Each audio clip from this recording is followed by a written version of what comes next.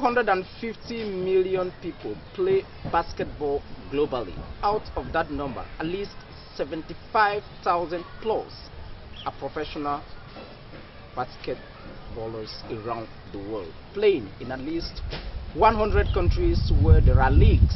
And amongst the newest leagues existing in the world of basketball is the Africa Basket League, which was started about 2 years ago. What has been its mission?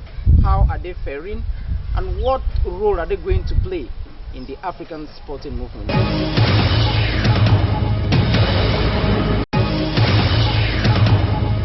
Amadou Gallo, welcome to GlobeWatch.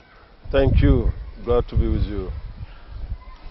2 years ago, the Africa Basketball League started. Why?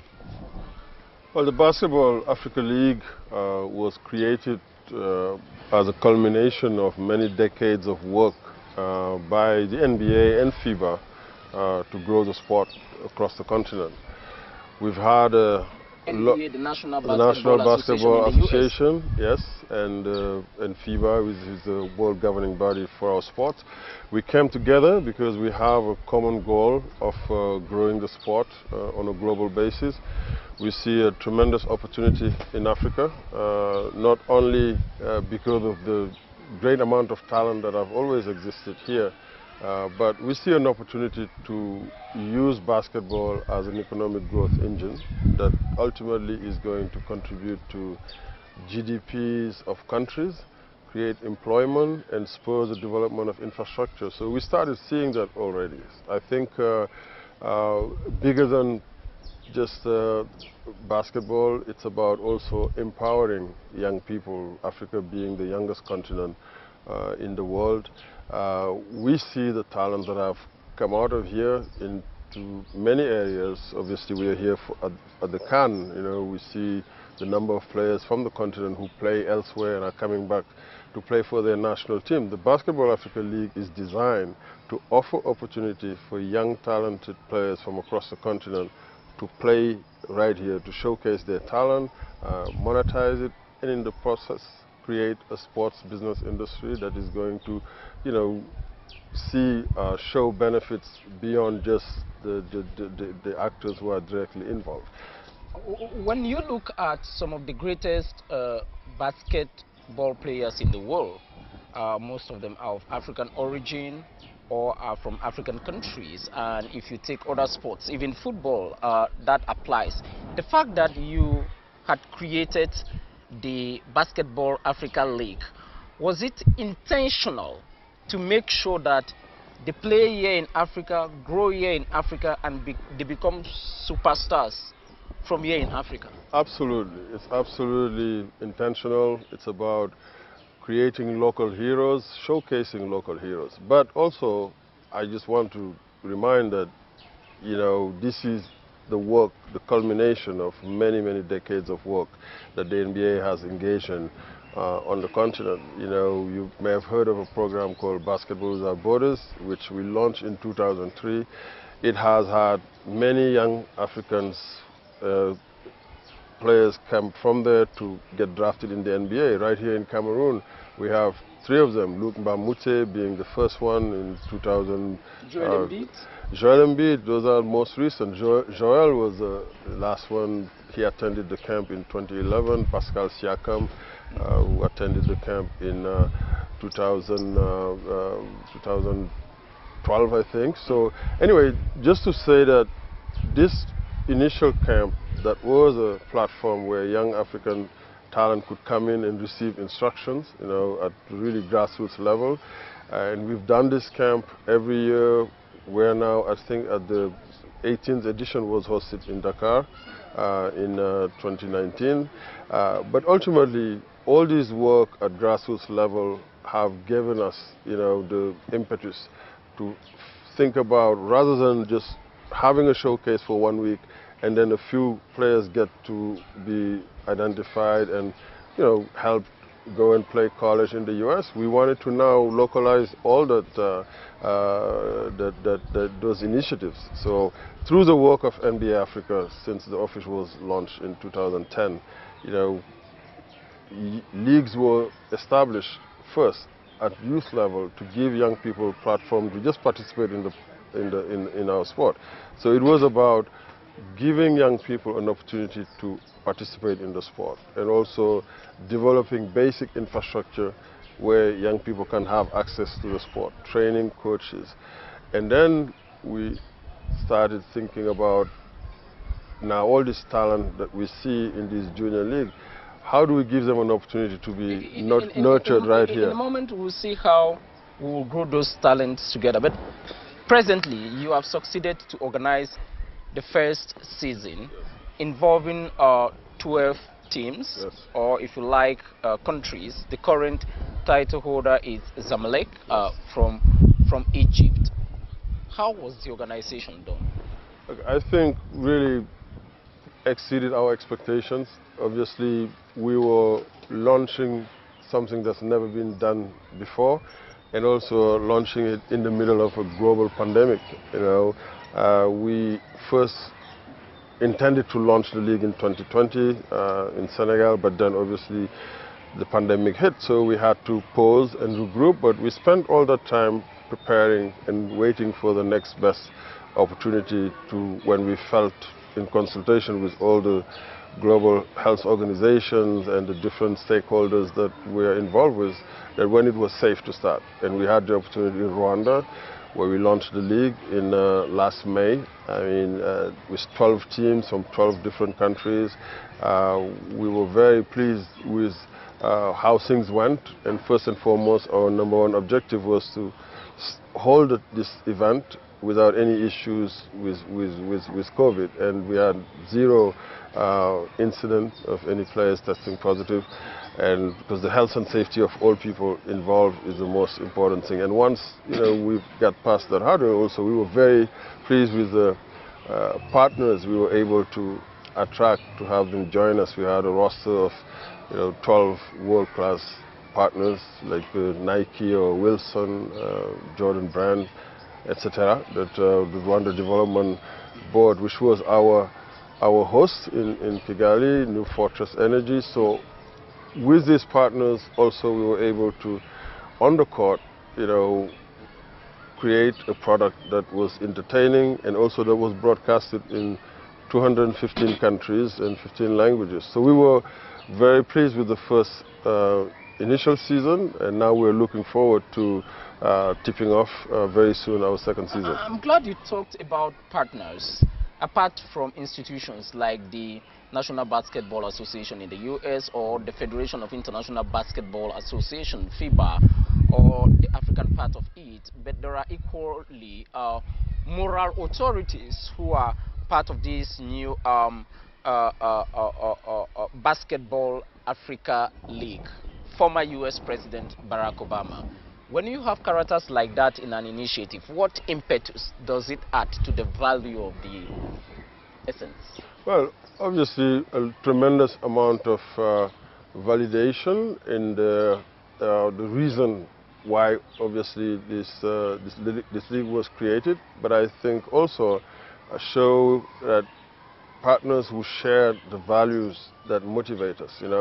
How do you use sport as a conduit to empower young people and to build communities? That's in essence have been the driving force behind the NBA's expansion in Africa. And I think we've seen tangible results from the young people that have come through the programs and have been able to move forward in a professional journey and are great ambassadors for their countries and for our continent, and really being able to utilize basketball as a conduit to showcase all the great things that Africa has to offer. That's what really for us came across with the Basketball Africa League. A while ago you talked about building young talents in basketball on the continent. The new initiative you launched through the seasons, is there a particular project or initiative or program crafted to suck to tap the best talents and ensure their growth? As I said earlier, the focus was just to make sure that as many young people as possible, boys and girls who want to participate, who want to play basketball, have the opportunity to play basketball.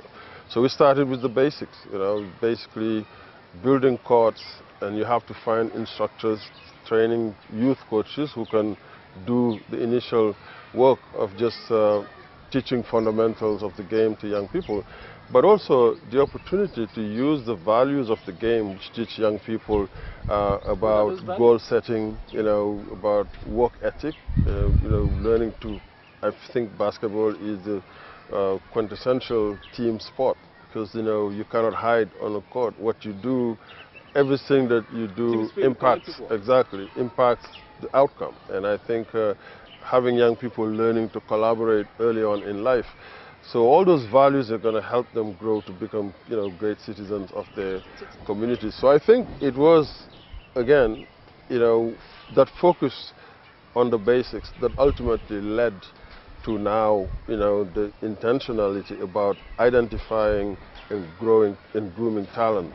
Mr. President, let me put this question to you. The greatest sportsmen in the world, in terms of financial resources even, they are not from the football world. They are either from basketball or baseball. Tell me, how do you sell to young Africans in the best possible way the idea that playing basketball is more important than doing the road sports, what I call football, where everybody is winning? We are in the middle of the Africa Cup of Nations. Yeah. Look, first of all, we love football. I'm a big fan of football, and I think, what's important is to expose young people to sport at an early age, and they will choose. I never see, like a competition to look at. I'm here to come and support, this great African event, the AFCON, which is one of my favorite sporting events in the world. So, obviously coming to support Senegal, but just coming to support the event and the fact that it is putting Africa on the global stage. So, beyond that, what's important is to show role models that these young people, can admire. And now, because we have the opportunity to show role models that are from here, that come from the same neighborhood that some of these young people come from. When we bring Joel Embiid, in Senegal, or Pascal Siakam, sorry, in Cameroon, Gorgui Dieng in Senegal, there are many players now from Nigeria. We had Salah Mejri from Tunisia. Now these young Africans can see that the opportunity to get to the highest level is very much possible, because they can see people who are from where they are from, who have acceded there, and not just participating but playing a major role. So I think bringing those young players in the NBA to come back and basically pass the baton to inspire the next generation to participate in the sport was the single most important part of our strategy to get more young people interested in the sport. But it wasn't about, this is a better sport than others, although we have our bias. But absolutely. In a moment we'll talk about you. But first, the global sports industry is about $650 billion. How does NBA or basketball compare to other sports in terms of business? Well, I think, when you look at the US, the NBA is right there in terms of, and even on a global basis, one of the best run professional sports league, that knows, best how to operate and commercialize a sports league. So I think for me, my biggest preoccupation is how do we make sure that Africa sits at the table and really have a lion's share of this massive opportunity, as you said, that the sports, the business of sports and entertainment, the weight it has around the world, but it's mostly in the West. This is why we're positioning the Basketball Africa League as that platform that is going to leverage, the best-in-class expertise that the NBA has, and, hiring top talent off the court to really build this industry around our sport. So, and those days are coming, and we are seeing very encouraging signs. We travel across the continent to just, evangelize about the BAL. The good news is the talent we have on the continent doesn't exist in many other places. So the challenge is, how do we make sure we create a product that is so attractive that these young people are going to opt to stay here and play in their clubs, because in our league, the clubs participating have to win their local championships. And for that message of basketball evangelization to really get to the local communities where these talents need to be developed, you must overcome one challenge, and that challenge is that of infrastructure. How much are you investing to develop basketball courts on the continent? We have invested considerably. I mean, even before we opened the NBA office in South Africa in 2010, and that investment continuing and is going to even, accelerate in terms of, scale and pace of these courts being built. And the other thing is, we are attracting more partners who see the opportunity and who share the same value with us, to pool our resources together to build even more courts for the young people. So that's it's going to happen at a rapid pace. There's a new era in terms of the growth of NBA Africa, where, as we've had the good fortune of having some outside investors who share our values and who come in, and I think that opportunity to accelerate the growth strategy is a reality today. When you go to the best well-known search engine, Google, you are one of the most searched names when it comes to basketball in the world, along other players, administrators in the industry, which means you are one of the personalities in the basketball world. One time in Paris, France, you said that you used to listen to the radio and you hear the names of basketball players around the world. Was that sufficient enough? How did you enter into the basketball world? Well, being from Senegal, it's a very popular sport there. I was actually, now I remember, I was talking about even one of the, teams that got me even more interested was the Senegalese women's team, because they were dominant, and just listening to the, competitions, Afro-basket, well, it was called the African Cup of Nations at the time, it's just something that rhymed, so it was my mid-teens, so, and I started late, by the way, which is the case for most, most people who play the game on the continent, because you don't have access to the courts at an early age, but you can play football anywhere. So, I think that's the gap that we are looking to close, right? In terms of just having courts where kids who are like me have a better chance of starting earlier than I did start, right? When I was listening to those radio stories, I was much younger, but I never had the opportunity to just get out after I listened to the radio and go on a court and start, bouncing the ball or shooting hoops. It's much later than I started playing, just because when I now, get to places where there was court. And also, you start, it's literally, you playing football, because that's what you know, that's what you see. But then there's another sport that probably my height, at the time, if I started early, was better suited for me, as like, 6'8". Obviously, I wasn't always that size, but, young kids, like I was saying, should be exposed to different sports. But then there should be the possibility to make a choice, you know, once you get to a certain age. And what helps you make that choice is effectively whether the infrastructure exists, or no. To come back to your question, how did I get in? Yes, being inspired by those early stories, listening to the radio, but then obviously, you know, you get advice because there are people who are exposed to the game and who come and think, have you played basketball one moment in your life? Yeah, no, definitely. No, well, I mean, that's how I got to the US. I played in university, but what I'm saying is just, it wasn't like that I sit and say, okay, this is my career plan. Sure. So, and we want to make sure now that careers of young people become more predictable, right? Than just somebody saying, hey, you were told you should go try basketball. But if you have the courts and young people are playing early, the talent will emerge, and their talent is going to guide them to want to stay more committed with this particular sport and excel at it. One but last question. You successfully launched the first season. What are you planning for the next season, and on what bridge are you building?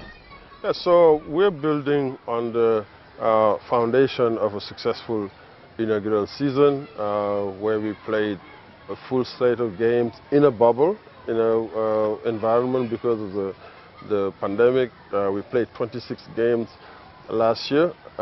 This year we are going to expand the footprint. We'll play a total of 38 games, and we'll play in 3 different countries.